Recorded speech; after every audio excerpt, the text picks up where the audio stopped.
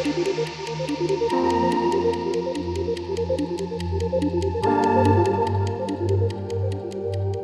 going to walk through the installation of the Grit MagSwitch Collector device on a Oneida V3000 dust collector. Before we start, don't forget to turn off the breaker.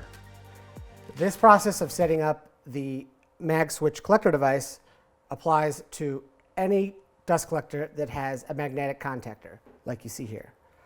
Some dust collectors, and many Oneida dust collectors, come with a remote start module built in. The first step will be to remove that module from inside of the contactor enclosure.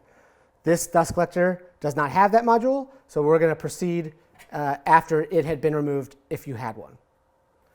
So first step, let's take off the cover.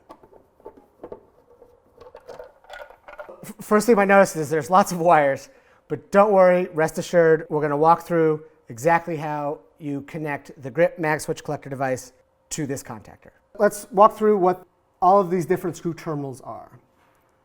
First, the top level screw terminals, there's 4 in this contactor.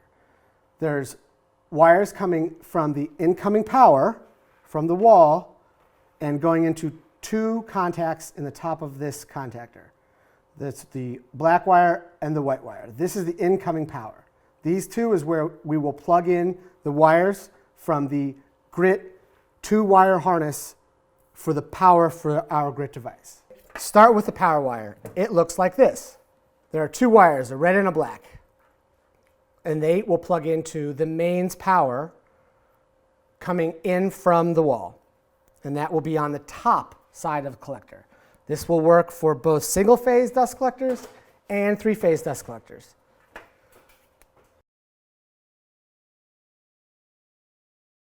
Now these 2 wires have been connected, and now we have power for our Grit device. Next step, let's tackle the current transformer. That's the little thing that looks like a donut. We need to put one of the wires going to the motor through this hole.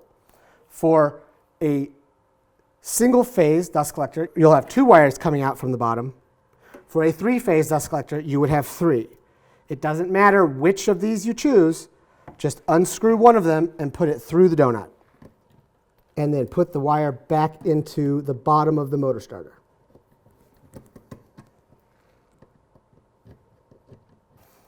Next, we'll tackle the last of the wire harnesses. That's the wire harness that has 4 wires. It's got a blue, a red, a green, and a black. First step is all the way in the back of the contactor, there's the second connection to our magnetic coil, also referred to as A2. Plug the black wire into this port in the back of the contactor.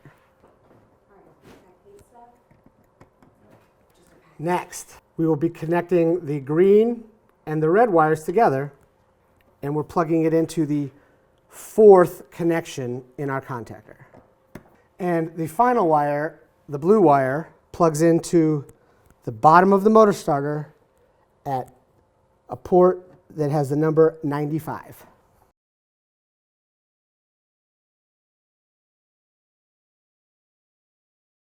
So next, it's time to feed all of the wires from the Grit magnetic contactor device through the hole that we drilled or popped out of the enclosure.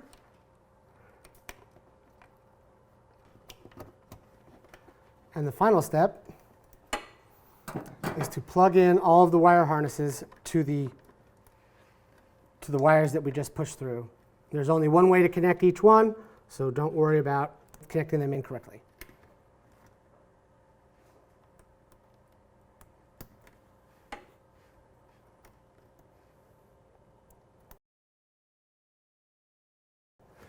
Finally, make sure all of the wires are nice and tucked inside of the box so that nothing gets snagged when we put the lid back on. Attach the lid, screw everything in place. Go back to the breaker, turn on the switch, and we're installed.